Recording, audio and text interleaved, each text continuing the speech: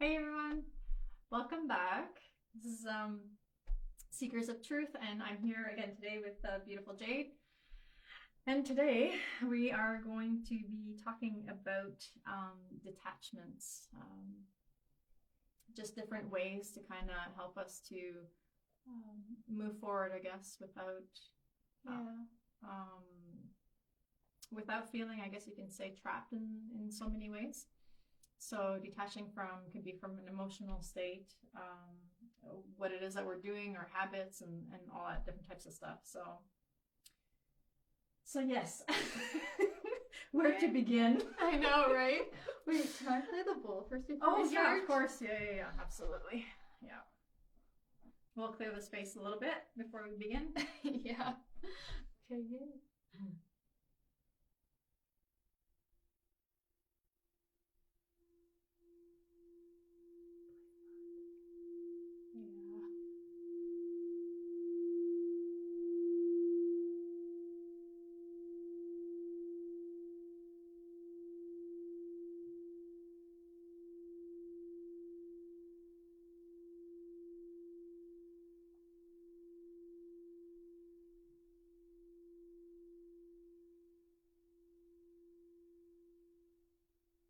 It lasts for quite a while. Actually, yeah. Yeah. I was a bit surprised. I was like, oh, it's still going. Yeah, it's still going. Yeah, you guys probably might not hear it, but it's still going on and on. It hasn't stopped yet. Awesome. Right. Yeah, it is. Yeah. So thanks again for being here. I don't know if you wanted to give an example or something like that for detachments, or I can talk about maybe even how it correlates with anxiety, or Yeah, I guess I'll talk about a little bit of, like, my little thing with detachment. your I've always experience. found it like super hard because you literally just have to like give up control. You know what I mean? And that can be like a little bit hard, especially if you don't know, especially if you're the type of person where it's very hard for you to go with like the flow of things. Or even in manifestation, if you find that you're at the end of it being like, okay, like I know what I want and everything, I've done all the work, now I just have to leave it up to the universe to bring it to me. That can be really hard because that's like a form of surrendering, and surrendering is a form of detachment and stuff, being like, no matter what will happen, I'll be okay, the universe will provide for me and stuff like that. But yeah, it is still a very hard thing to do, so people who are struggling with that, I completely understand it. One thing that I found that really helps me with it is trying to find little moments in the day to try and detach. So like that can be like if you're in your car super anxious trying to get to your destination, but like the traffic isn't moving, just completely detach.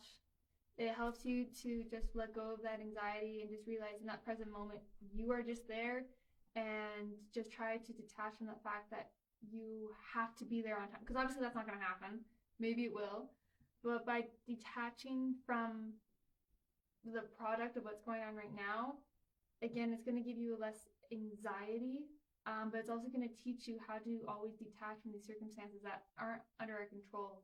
And that's one thing that goes into stoicism, is that the only thing that we can control is our thoughts and our actions. Which means if we can slowly realize the things that we attach ourselves to that we think we have control over, like the traffic, which we don't, then by doing that, we can start to learn to detach from it. And honestly, what that does, it gives you way less anxiety throughout your day. Another thing is like what we just talked about, like going with the flow. If you have friends or things that are friends or family that like to just go with the flow of things, try to connect to that same energy they have and try to go with the flow of things at the same time, and realize that nothing has to go the way it's supposed to, and kind of open up your mind to the fact that things can go differently and still work out perfectly. By doing those little things, and when you start to do that bigger stuff of like trusting the universe to bring something huge to you, it is so much more easier to just detach from it, because you already have all that evidence that's going to be okay from doing those little experiences. The big word is trust. That's oh my gosh, yeah. The biggest thing that, and the thing is too, is that when you don't trust in the universe, you don't trust in yourself either. Yeah. So you're trying to have control, over the situation, but you don't trust neither yourself nor the universe, which is really interesting in the end. Which I heard this thing like a while ago, and I think I told you about it, but it's crazy, like the experiences we have in this world, because like you are trusting the universe to have an experience of not trusting it. Yeah. Because you are the universe. Exactly. You know what I mean? It's a mirror. That's what I'm saying. If you don't trust the universe, you're not trusting yourself. So exactly. Like you're trying to control what in the end, right? It doesn't really make sense. But you don't, I mean, you don't realize it when you're doing it. Mm-hmm. But yeah, it's an interesting factor when you start realizing that. And it's like, oh yeah, okay. I do have to trust myself. I do have to kind of, go with the flow and stuff. But yeah. And then that also comes from another thing. It's like from not trusting yourself. Like I feel like when I haven't trusted myself, I also had like probably because I had a lack of confidence or like a lack of like idea of myself or something like that. Yeah. So if I was going to be put into those situations, it was like trying to find a way to control it in my own mind to give me that little level for that confidence I didn't have. You know what I mean? And it's kind of like you're trying to build off of things you don't have, but you can have it if you just stop building off of it and you trust it. And it's like a jumble of like things you're trying to move around. It's true. It's a hard one. You just like it's like hard too because you can't just keep on trying to fix it. You just have to let go. Yeah, actually, you just by saying that, you're reminding me of like a movie. I think it was The Butterfly Effect. You know, when you just keep on trying to fix it, but it just doesn't work. Like, I mean, different circumstances will come in. It's not going to conform to what you want, so you try to change it, and it just keeps on going in that loop and loop. So it's the same thing for that as when you feel attached to something or the expectation that you want it to be in that specific way. It a lot of the times it doesn't turn out that way, and that's why the expectations kind of come in, and that's what attachment is about. Is that with those expectations you just you're not happy in the end, and then the other thing that attaches to it is the anxiety, right? Because it's not working out your way. You bring on all the anxiety and all the stresses and stuff like that. And then lastly, we were just talking about it a couple of seconds ago. I know someone who has, I just found it this morning too. So I was looking in the Louise Hay. She has all the different ailments and what they mean and stuff. And this specific person that I know has Parkinson's. And when I read it, it was about having complete and utter control of everything and everyone, like having that feeling that you have to control everything and everyone. And so it just helped me realize, when you're really trying to control everything and you're not detaching from certain situations or from people, in the end it just brings you all these different types of ailments that I would not wish anything, like I wouldn't wish that on anybody type thing. And even the type of Parkinson's that this person has it's not the shaking type. And I didn't know there were more than one, but there may be more than two. But the two that I know of is one when they are shaking, and the other one is when they're really stiff. Like they gotta shuffle their feet and they can't bend their knees or anything of the sort. And that's what this person has. So it's almost like being so rigid that there's like no movement even in your own body and stuff. And it's really sad to kind of see. Because this person is a friend of mine, but it's just interesting how everything kind of correlated, even for this session today, and I got to see that and understand a little bit more. So all of these different things, they all bring like these different types of ailments, and it's just interesting how everything kind of comes together. And detachment too it's also about the ego, right? Yeah, big time. Because it's the ego that believes that it needs to control everything for it to be fine. When it's the truth that like it's gonna be fine no matter what. Yeah, you know what I mean? Yeah, definitely. Yeah, and that's very hard for people sometimes to comprehend when you've learned that you need to control everything to be okay, or you had experiences that shows that you need to be in complete control to have it be okay. Yeah. Well, even with this person that I know, it's they were in the military too, right? So you're constantly on that fight or flight, and you always have a plan A, B, C, D, and E type thing. So it's like always in control, no matter how far back you go. So and like I feel like that's something where like people would think that that's like detachment too, but it isn't. Right? It's like, okay, well, if this doesn't work out, then I can do this, and if this doesn't work out, I can do that. But then you're always, it's like you're putting out the intention that it's not going to work out, and that then you'll be able to make it work again, which that doesn't work again. Sometimes you don't need to have a plan. You don't need to think that far ahead, because then by doing that, you're not in the present moment. You're not detaching from right now. Yeah. You're just like waiting for it to go bad so that you can use your next plan. You know what I mean? Yeah, you're right. Yeah. And you're looking for like the signs to show it. Like I feel like that's something that they probably would learn in the military, to like be right ahead of it. You know what I mean? Always. Yeah. Like yeah. Yeah. No, definitely. Always be vigilant about everything. So in the end, you're really not trusting anything. Or you're anyone. Not trusting anyone, not trusting your surrounding and stuff like that. So it's yeah, it's really interesting. It's to the point where, I mean, we don't realize it because we weren't trained, but and it could be for anything, not just the military. I mean, it could be for childhood abuse or anything of the sort, right? You become really vigilant of your surroundings and stuff. But one of the experiences was I was driving with my friend.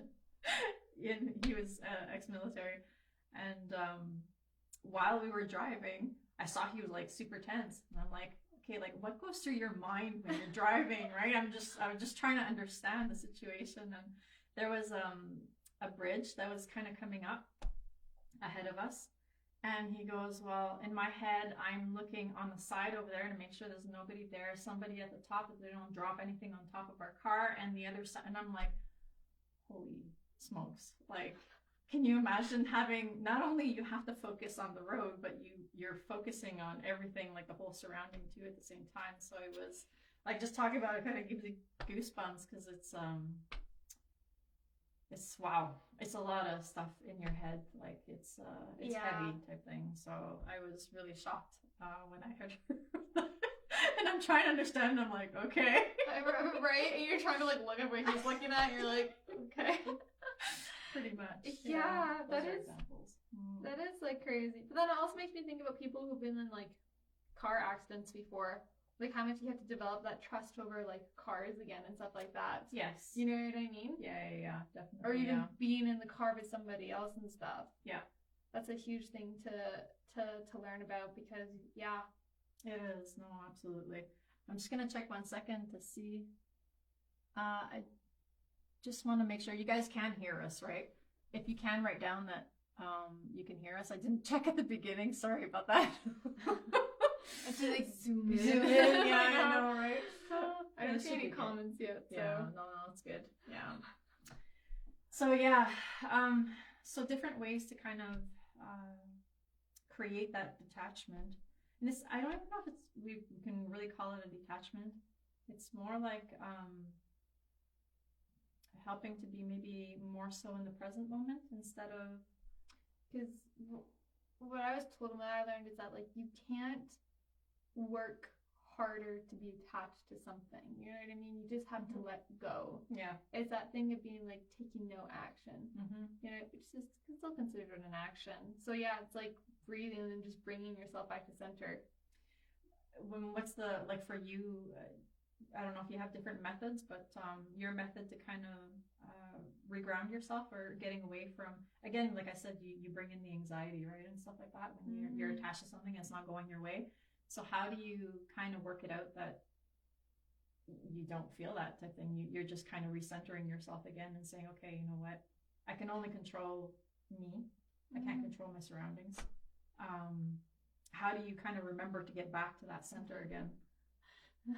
To be or honest, do you have anything I kind of do, but I'm still on like the ways of like trying to detach even more, because I'm not like an expert at it. Like I still struggle with it, but me too. Honestly, I just take the idea that like I take as much action as I need to, and then as soon as I'm like, okay, I can't do anymore, like that's it now, then I'm just kind of like okay, now that that's as much as I can do in taking action towards it, then it's like now I have to control my thoughts on it.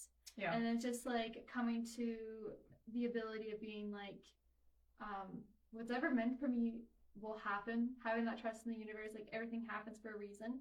And if it, and trusting that the best outcome will happen, but not expecting the best outcome. This is hard to try to get yourself on that level, but not expecting the best outcome to be with the outcome you have in your mind.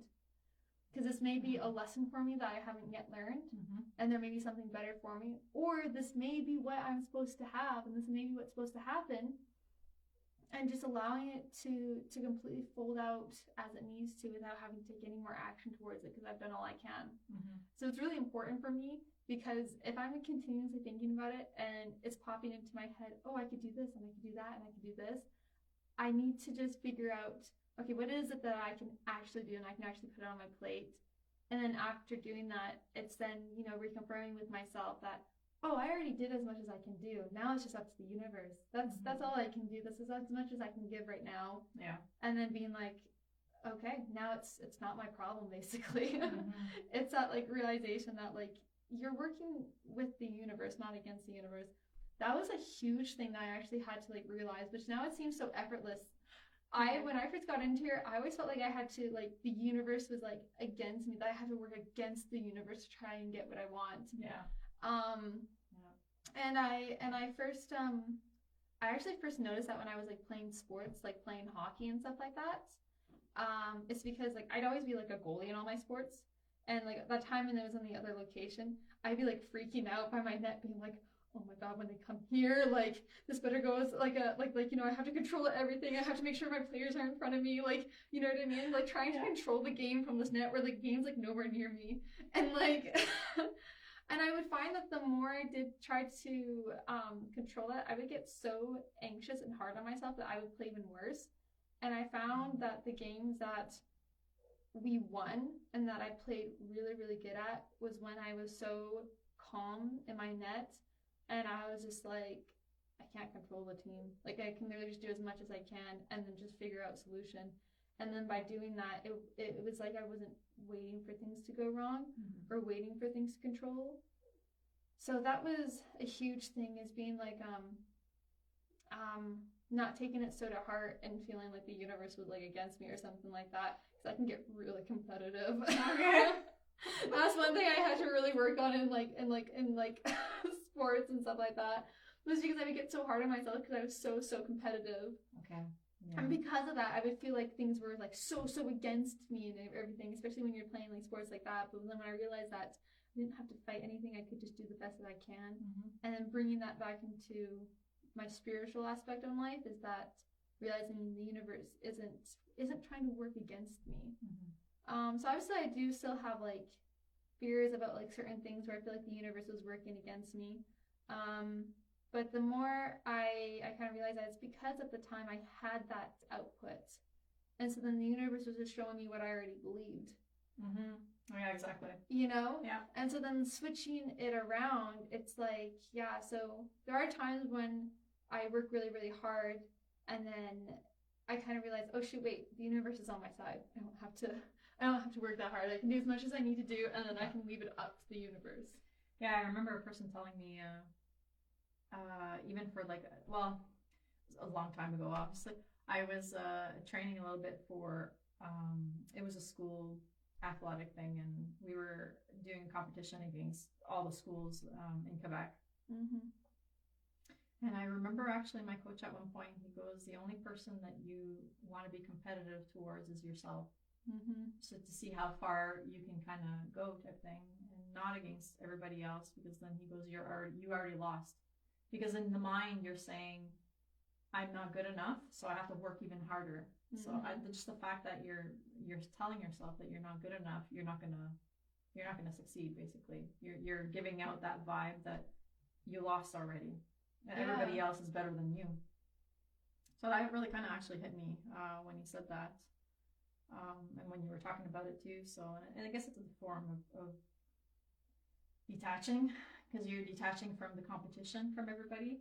Yeah. So but just keeping it, within, staying humble, obviously too, but staying with that detachment within the self too, saying, okay, you know what, I'll work my ass off, but I'm working my ass off for me to see how much further I can go, type thing, and not how much further I can, or how much better I can be than you or than them and stuff like that. So right. It's a different approach.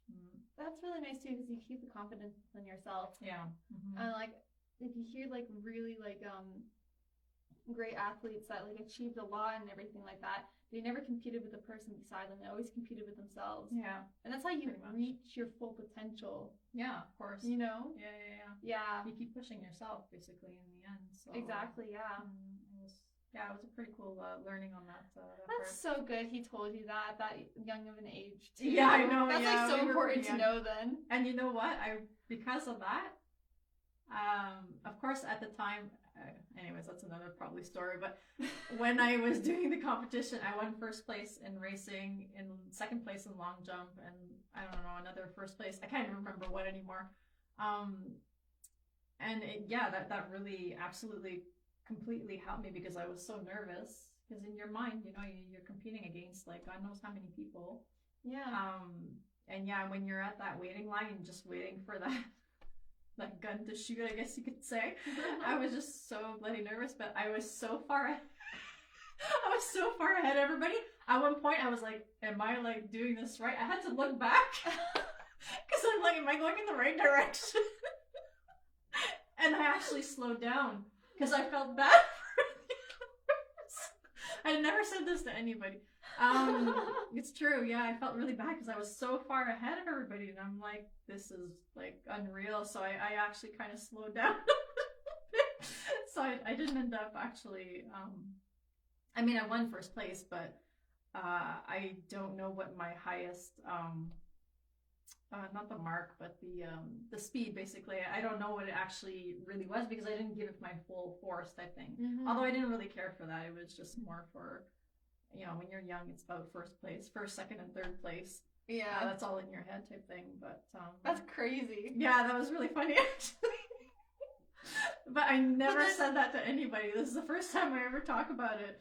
And I'm like, really? I remember, like, I turned back, I'm like, holy shit, everybody's so far back. So bad, I slowed down. Anyway. Oh my, that's like, well, that really shows the power of like what your coach said to you, though. Yeah, no, and how well, because I mean, like, you probably would have been a lot slower if you're just making sure you're just ahead of the person behind you. Yeah, you know what I mean? True. I mean, in reality, you're just so concentrated on yourself, and you're like, oh shit, like. Yeah, that was interesting. That's so great. And that's so funny, because before you said that, I was thinking in my head, like, running. And I feel like it's because we both kind of had different experiences, because I never really had somebody to tell me that, and I was a lot more competitive in the other sense. Okay. That when I tried doing running in high school, I was terrible at it. I was so bad. I definitely got, like, last place in a lot of things. So this is, like, the reverse of your situation. Okay. So, and I think it's because I did have that different outlook, that I was just trying to stay within the crowd and trying to like keep up with people and stuff like that, not realizing that I was just trying to, if I had more of that idea of just being better than I was the last time, and like keeping with myself and just like pushing myself and not trying to do it versus another person, I probably would. So it's funny that you said that before, because before you said that, in my mind, I was like, I should start trying to run again. You know what I mean? Yeah, I really enjoyed running. Yeah, I have to say I really like it. Now, of course, I'm like, what, double your age?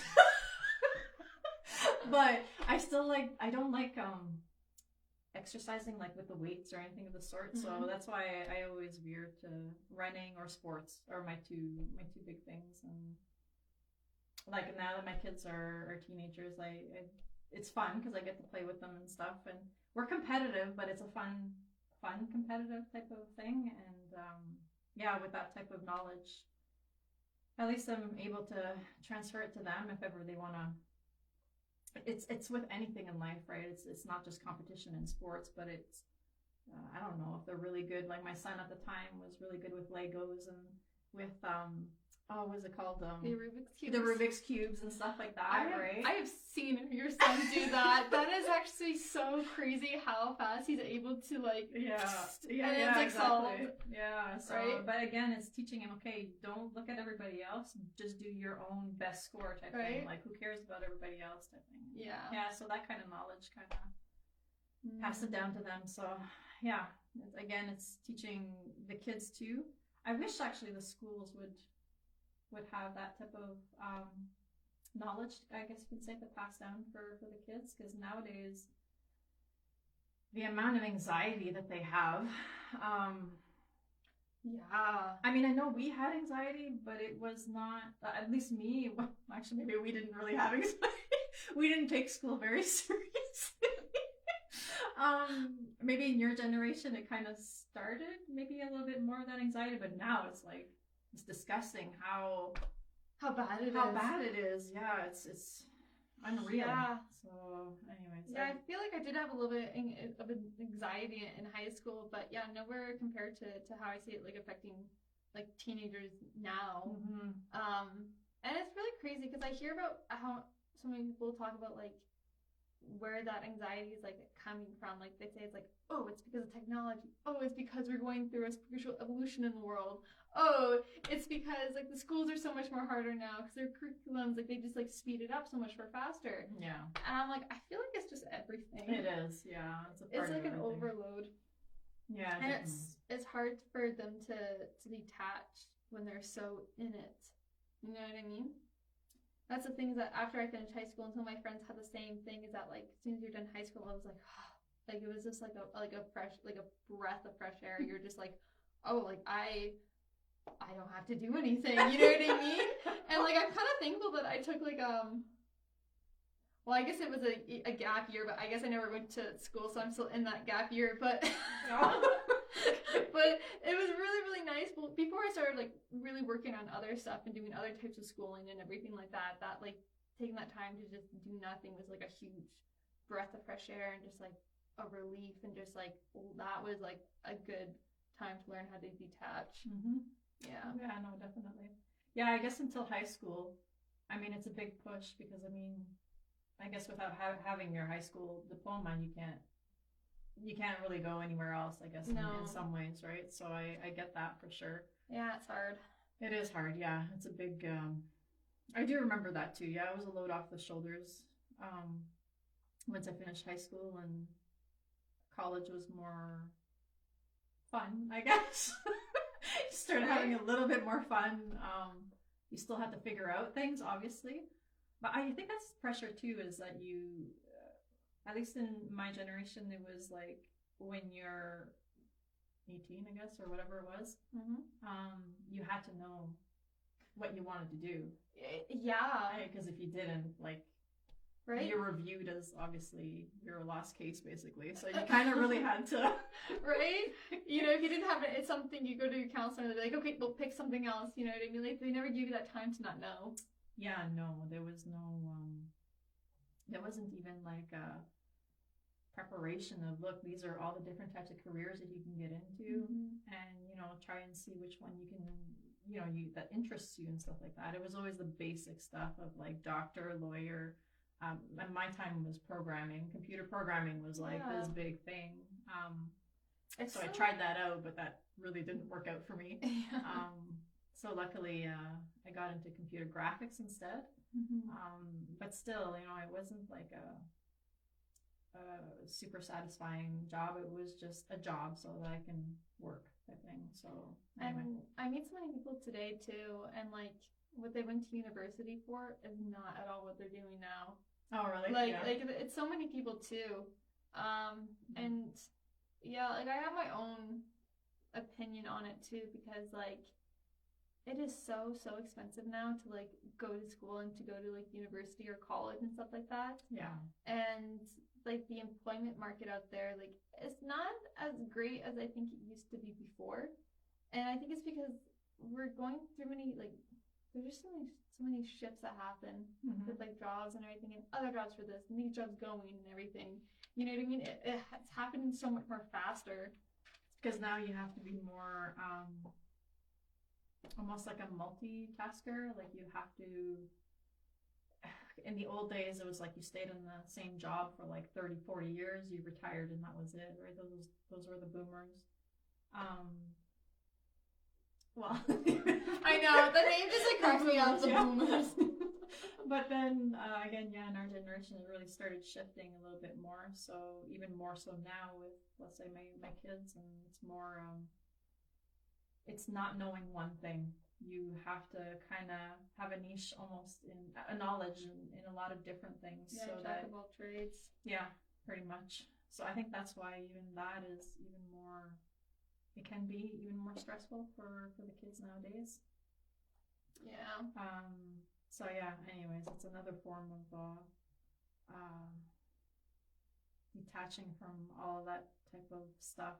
It's really difficult for them to kind of go through that. Even for the parents too. It's like you're trying not to push them, but it's like, okay, you got to figure out what you're going to be doing type thing soon, right? And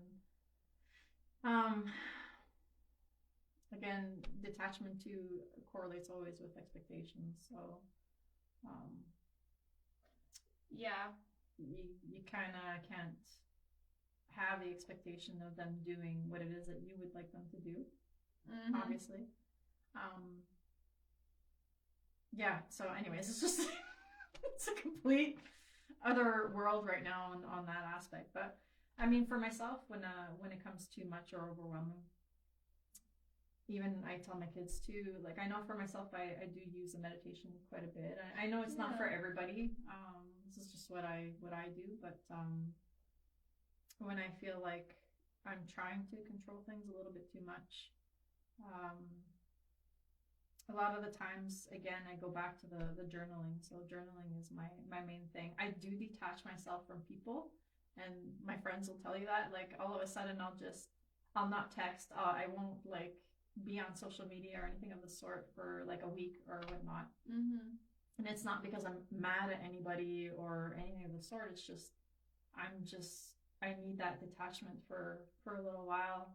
I got to journal, do my meditations, go through the anxiety, whatever it is that I'm going through, and for whatever amount of time that I need to kind of get back to center again, type stuff. So I guess that's my way of dealing with things.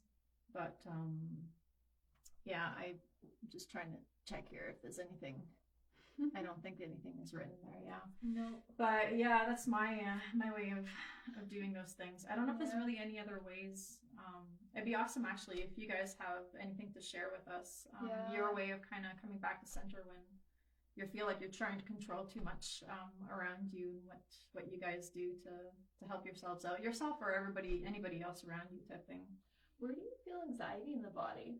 Yeah, here. Fully. Okay, I was gonna say like fully here too. Yeah. Because as you're saying that was like something else that like kind of like helped is like, I feel like that's why breathing helps so much because it's kind of like, oh, it like lets it go a little bit. Sometimes actually I do feel it in my stomach, like my stomach kind of like shrinks or whatever. Yeah, I get like shaky hands. Oh yeah, okay, yeah. That's probably that. Or when I'm hungry, but like I'm hangry. Yeah. Yeah, I've seen that before. Not with you, I'm sorry. I mean with other people. Yeah. Yeah, I definitely seen that phase. And that's actually, another form of attachment, right? Is that the sensation, the emotional sensation that you feel. Yeah. It's trying to control, and so I guess I'll mention it with my ex. Was exactly that. It was, if he was hungry, we all had to leave because it could have been, and he even told us, he even warned us that it could be violent. He could become like physically violent, or he, would smash things or whatever. I always had to have food on me, in the car, on me, whatever type thing. That was an interesting experience, I guess. But it's a form of like attachment to, almost like not being able to digest things. Yeah. So it was kind of like an odd, like an unsettling feeling. Yeah, exactly. Yeah. And it's something that obviously we all have to. Me too is the same thing at one point. When I was hungry, I was not in a good mood. But there's a difference between not good mood and going beyond that, obviously. Yeah. I think not being able to control yourself. Right? It's like, holy shit. I think when I get hungry and everything, I just get anxious. Oh, okay. Yeah. Yeah. That's like my one thing, which I wonder why, how that has to do with it.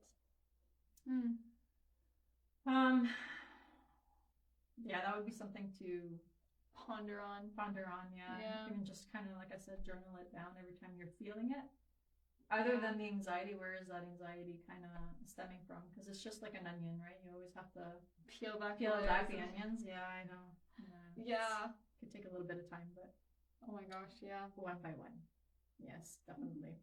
But the important thing too is just not having any, not putting yourself down and having no judgment when you're feeling all those different types of things. I think that's really important too. So yeah, because if not, you're just making it worse. Oh, right. Or it's getting worse and stuff like that. So yeah, on that part. Anyways, for me it is. So there's so much to unravel in like detachment. Because like we live in such like a physical world. There's so much for us to attach to. Emotions, physical things, events, and also we live in a time that we're like experiencing.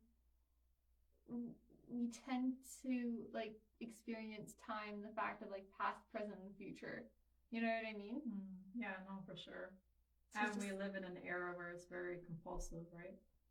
We have very compulsive behaviors. Like we see something, we gotta buy it. You know, right? Like it's super compulsive. Well, that's like one of the things is is like if like we see something like we want it like right away. Unfortunately, yes. Yeah. Also, and then when we don't have it, yeah. then we get angry and everything else too. And that's again a different type of form of attachment to things and learning how to detach from all that. Well, like none of that's like a bad emotion either. Like sometimes it's really nice just to have that emotion, just to like look at yourself while you're having it. You know what I mean? And detach from it. Like I always find that's like super cool. You know what I mean? It depends on what state you're in, but yeah. True. I'm just thinking about like the times when I used to like shop a whole lot, like especially in high school, and then I kind of hit a time where I was like, "Oh, I need to stop doing this. Like this is not good anymore." And I didn't like to be part of like the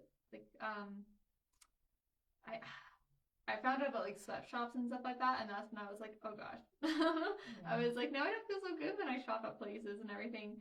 And so then for me, what I really had to do is like, I just didn't know what to do, so I just like tried to like not shop at all, which was a bit hard at first. But then just like watching myself have the emotions of it, I was like, this is so silly. You know what I mean? And then you just kind of like detach from it, and then you take on like less of an angry sense of being like, why am I just getting so angry that I can't have this top? You know what I mean? Yeah, it's true. It's like completely fine. The world's still gonna spin. Actually, one last thing that I'll mention, because it pertains a little bit more to the now, I guess. I just watched a movie yesterday and it had to do with AI. Oh, really? Yeah, I forgot the name. Sometimes is it Afraid? I think it was called Afraid or something. I was like, this is gonna be scary. It is. It's horror / drama or something of the sort. I can't remember, but anyways, and this was almost like a different form of attachment, in a sense that this AI was beyond, Alexa and Siri and stuff. Like it was really doing everything for the families and stuff like that. And in the end, what I did realize, it was all of this, when I say compulsions and attachments and all that type of stuff, all has to do with filling a void. Same thing for the AI. So it was to the point where it was almost like they couldn't like live without her, even though she didn't, she's not a physical being by any means, but she was just filling every single person's void. And so it helped me to kind of open my eyes to that. I'm like, oh man, this is what's kind of coming, right? Because everybody has that sense of vulnerability, like they're missing something, or they're not fulfilled or anything of the sort. So we really have to be careful. With AI, I mean, don't get me wrong, it can be super good as much as it can be super bad, basically, for humanity. It depends on which way that we're going, but I'm just hoping that humanity at least kind of works on themselves to um, get away from all that compulsion type of feeling before all this AI really comes in and takes over a lot of stuff. So anyway, just thought I would mention that because you just reminded me of that. What I had realized with that void again, because again, all of these things, like, it doesn't matter if it's the void, if it's your ego, or if it's what was the other thing we were talking about? Of course, I forgot now. Expectations and all that. It's almost, and fear. It's almost like all in the same darn bubble. Mm-hmm. But the biggest problem with maybe, like, I guess you can say, the seed of everything is feeling alone. You know, feeling that loneliness, that void again, type thing. Yeah. So, just be careful with all of that. Be careful with your kids with all of that too. Like, my kids are teenagers, and I do have to watch them, like, how much time they spend and all this type of. Right? I can't imagine the younger generation, man. Like, it's just holy smokes. And yeah, like, that's definitely going to be the generation that, I mean, it's maybe a little bit sad to say, but they're definitely going to learn a lot more firsthand about the effects on this stuff at like a very early age, and what it does, because like this is the first time we're being, like, introduced to the stuff that, I mean, is so exciting to all of us. And when computers, like, first came out, they were like, oh, we're gonna have so much more time now to do all these things, and then suddenly, you know, like 2024, now we're all glued to the screen, you know what I mean? And that's the things I really do talk with my friends and stuff, is trying to manage, like, our own screen time and stuff, because it wasn't something that our parents really saw the necessity for, but, like, they still did, you know what I mean, with the TV and stuff. But now it's just kind of hitting the things like the iPads and all that stuff. Like, it's just hitting a little bit harder than it did with us. Yeah. And they're gonna have to learn kind of firsthand experience what to do and what not to do, and when it's in, like, an acceptable age to show this in front of kids. Because we're definitely gonna learn, like, the effects about how it affects our kids in, like, the early developmental stages. Yeah, no, definitely. But yeah, because I mean, like, we're already seeing it now. Like, kids don't go outside as much as they used to. You know what I mean? At all. Yeah. Right. I mean, and sometimes I'm like, hey, go out with your friends. They go in the bedroom to play games with their friends, and I'm like, oh my god, this is not good. Right. Like, I mean, a little bit is fine. I'm not saying not doing it at all, but yeah, when you don't go outside to play with your friends, my god, that's all we used to do when we were You'd have younger. like a meetup spot, and you just, like, wait there until somebody else showed up. I know, yeah. Yeah, pretty much. Yeah. Now it's completely different, yeah, and it's kind of trying to find that balance between, you know, the gaming time or whatever screen time. Yeah, it's gonna be definitely a challenge in the next and well, that's, like, years. The hard thing too is that, like, you can exclude your kid from that, but then you also, like, that kind of, like, it's, like, so weird too, because like you'd have to do it as, like, like a good amount of people doing that for their kids and everything, because if all these kids are glued to the iPads and you alienate your one kid from it, how is your kid gonna, you know, have friends if their friends don't go outside that much, or are always online, and you don't let your kid go online? Yeah, that was my issue with my kids, because I didn't allow them to have let's say a cell phone until they were like 12 or 13 or whatever it was, and oh my gosh, it was hell, because it was just like all of their friends had it, and you know, how do I communicate with them? I was like, come on, man, just use my cell phone or whatever. But no, it wasn't. Yeah, they were excluded and everything else. Yeah, for sure. Yeah. And that's where the void comes in, right? Because you feel out of the group, basically. Even though they're your friends, they still felt like an outsider. Yeah. So exactly. Yeah. I actually had a phone when I was 12 or 13 years old too, because I would always walk to school every day, and I had this little girl that I would walk there with it. So my parents just got me one as, like, a thing of, like, safety. Yeah. But that's crazy that you said that there were friends that already had one, because I remember I was like the first one in my class to have a phone. Oh. I remember showing it off, like it was so cool, and they're like, wow, like, you know what I mean? Yes. So yeah, and then like now I look at it now, it's like, oh, that's like an age where kids really get something. But honestly, talking about AI and future stuff and like online and stuff, honestly, like I think that the way that the stuff is going, that there should be like an age limit on things, like for different social medias, because as like parents and stuff like that, is that you can't really like you don't know where your kid's going on when they go online and stuff like that. Yeah. But I thought I heard like Australia was like testing out, like they were like putting this thing that like kids couldn't go onto like Instagram or something like that until they were 14. Okay. Which I'm like, that's like not bad, because it keeps kids. You know what I mean? Yeah, no, for sure. And there's so many more like adult stuff on there. Just like anything, you know what I mean? It's not that it has to be like adult stuff, but like skincare stuff that's like meant for people that are older and stuff like that. That like kids see that and then they bring it into their awareness that they also have to have that. And it's just like, yeah. It is. It screws up a kid's mind quite a bit. Yeah, I have to say, when it comes to all those things, the beauty.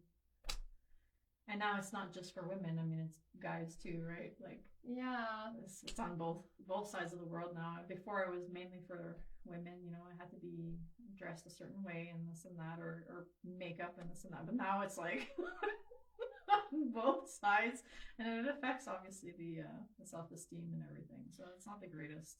And well, that's the thing too, is that things will go so far to the extreme until they come back. That's exactly it. So it's almost like we went from one extreme, now we're going to the other. Now the only other way afterwards is coming back to center, right? So because we've experienced both extremes. Yeah. But we're not quite there yet.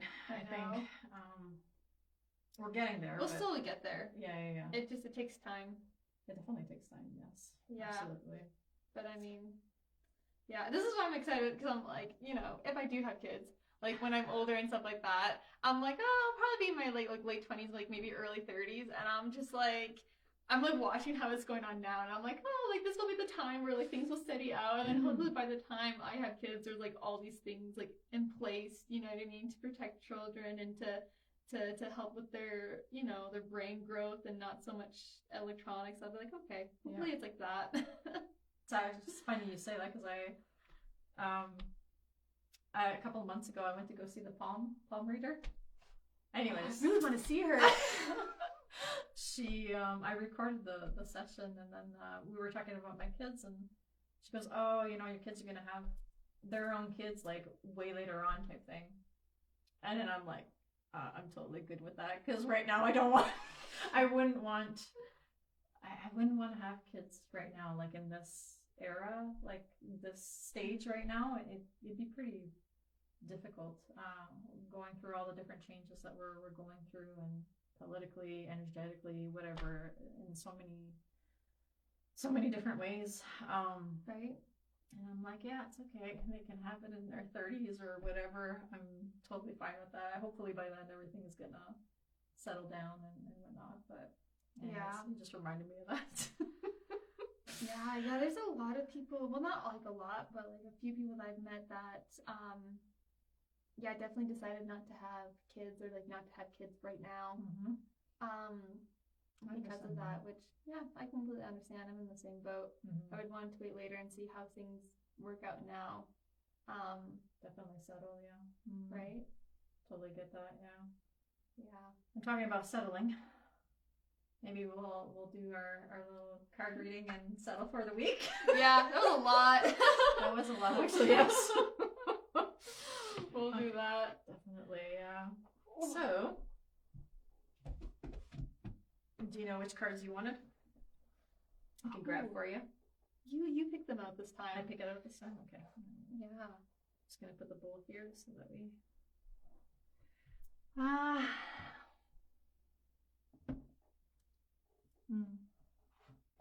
We'll do this one. The blue. The blue, yeah. Oh, jeez. Might be like Lemuria. Lemuria, yeah, it's true. Yeah, you're right. I don't think this there's any cards inside. No, there. I was just looking No? at it because Okay. there's like some sacred geometry on the bottom of it. I was like, Oh, okay. that's pretty. Awesome. Alrighty, so I guess I'll let you do that. Go ahead. You can talk about. Yeah, okay. I like the week ahead coming through.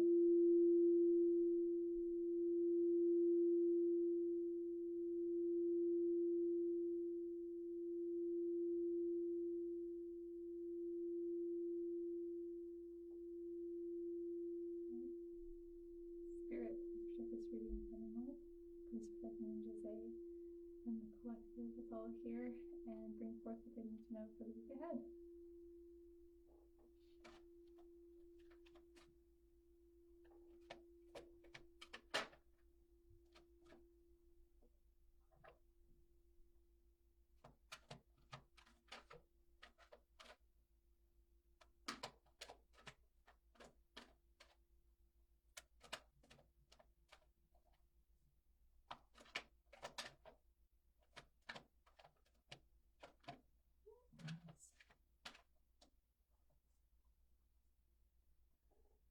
These are some nice cards. Seriously.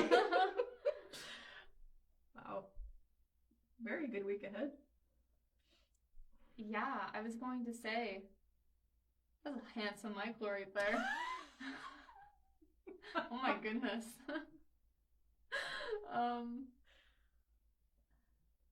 Literally, it's just going to be a great week ahead. I feel like there's going to be like a lot of fulfillment happening with this, especially with like the number 11 here.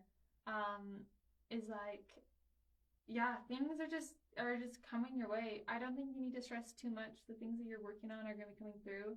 There's going to be a little bit of shifts that are going to be happening, but just try to stay lighthearted, and just, just be grateful and just find yourself just being really in the present moment, experiencing that abundance that you're going to be getting this week and all of it, and just allow yourself to really just experience it in the best way, brightest way possible that you can for yourself. There's going to be a lot of shifts in energy this week. I feel like. Then we have the temple path here. Again, like this like card like feels like so soothing to me, like all these cards do. It seems like a really like soothing week, and it's like you don't have to worry, everything's fine. I feel like you're gonna be guided onto a new type of path. I don't think it's gonna bring any struggle into your life or anything like that. It's just gonna be a different direction. I think it's to open up your mind a little bit more, and kind of see what else out there. So wherever the universe is kind of directing to this week, if a new opportunity comes through for you to do something, or a friend kind of hits you up, or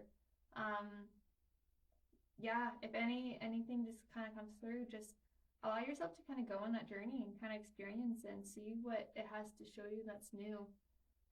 It's going to be really cool.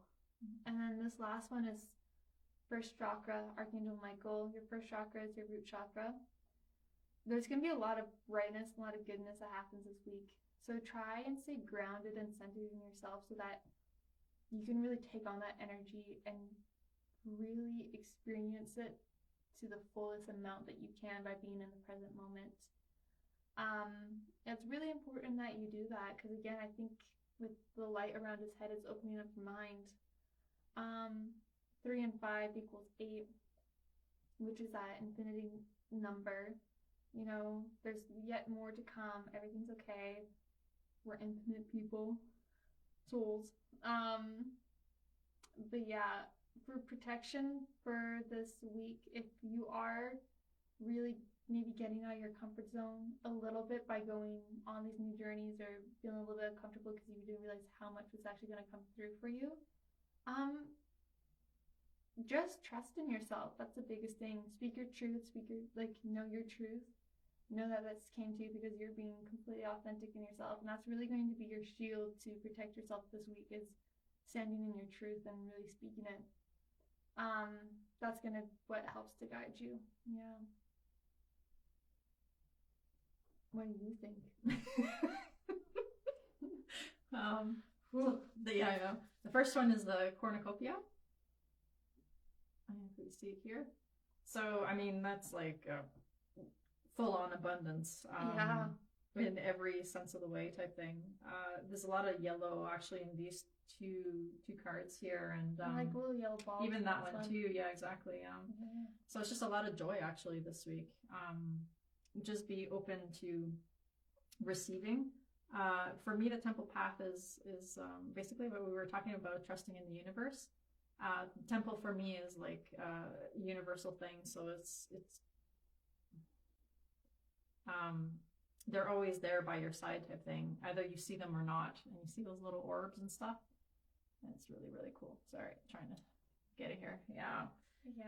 So just keep on going whatever direction that you're doing. Like, don't give up. And with Archangel Michael here, as she mentioned, it was the first chakra. So on the basis of your material things, seems like it's going to be really well protected this week. So don't worry about it. Just trust. Things are coming like in fruition type thing. Again, as Jade mentioned, to stay grounded. Yeah, it's probably one of the nicest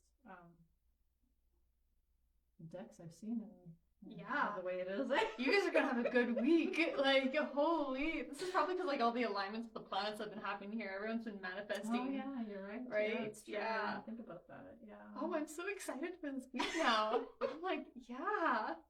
So I'm taking this on as like what's gonna be happening in my week too. Of course, and I'm like, yeah. I'm ready for this. Yeah. Wow. And what does 2 stand for again? Number 2? I thought it like represents like love and Love? stuff. Yeah, so it's not just love as in partnership too, but the love of life, the joy of life is like what I was just mentioning. 3 is to do with the Ascended Masters, which is the temple here. It's like they're guiding you, they're helping you stay on that path type thing. And then with Archangel Michael here, it's 8 and like full on freaking abundance, man. It's right. Yeah. And then if we're going by this, it's like 11 represents new beginnings. Yeah. Trusting the universe. And then 3 also represents your career and hard work kind of like paying off and stuff. Okay. And then that's another thing. And then 3 again, and then 5 represents change. Oh yeah, you're right. Yeah. Yeah. So that's kind of cool. You're kind of starting off with lots of abundance, it opening up like a new path, and then kind of changing yourself, like what's within yourself, and how you look at those things, really. Very nice. Wow. Awesome. On that note, thank you again for being here, and we really enjoy doing this. So leave any comments. Oh, actually, you want to mention one thing about... Oh, yeah. Before we close up? Okay. So there is something that I've started with a friend of mine, and that Jose is going to also be a part of as well. And it's going to be these wellness events. So, how do I even...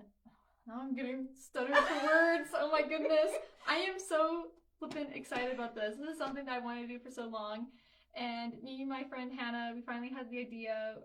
We got Jose in on it too, to do the bowls and stuff.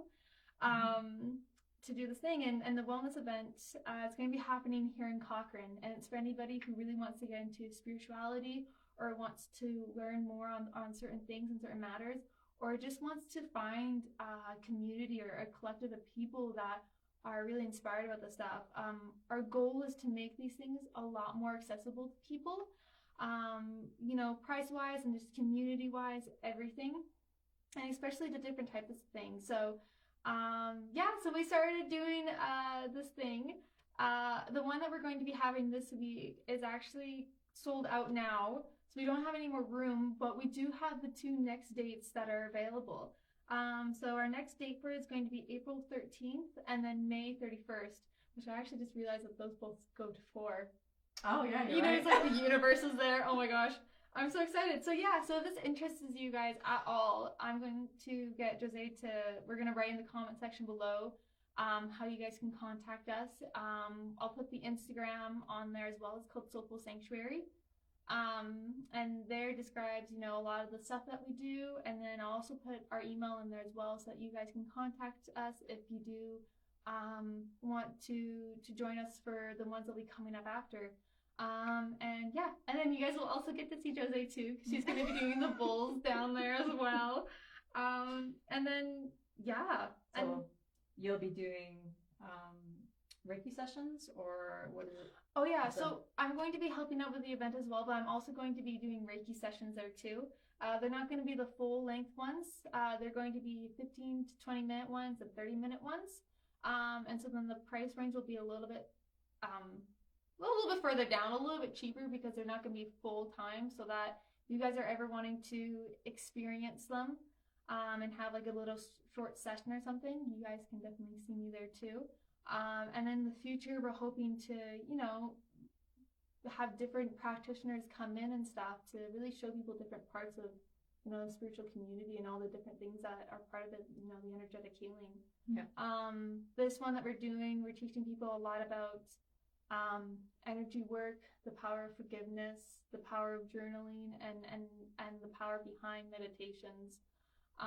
So there's going to be a lot of information, and that's going to be like the same things that you'll be able to find in our workshops going forward. Mm-hmm. So yeah, I'm so excited about this. I think we're all so excited about this. Definitely. Yes. I'm like counting down the days till it happens. So yeah, and then I'm still doing Reiki at the Head to Toe Osteo Center. I'll be starting this week on Thursday, and I have some times available, so if any of you guys want to come and see me this week, I definitely still have some openings, and then I can put down my information there too for you guys to contact me. But yeah. Yeah, we'll definitely put all the information below, so there's you guys can see it in the comments. Yeah, that's all good. Yeah. Oh, this is so exciting. And there are going to be, there's a free prize too. I know, like for this coming Saturday, it's all booked up, but for the next ones too, we usually give a free yeah, we do like too. little things, like little like free things at the end and stuff like that, little gift bags as well. Yeah.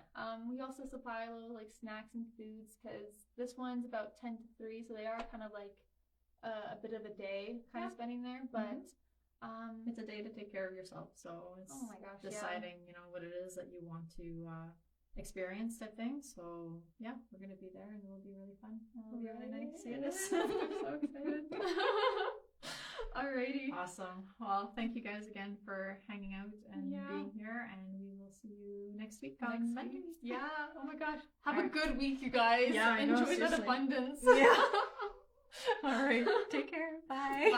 Bye.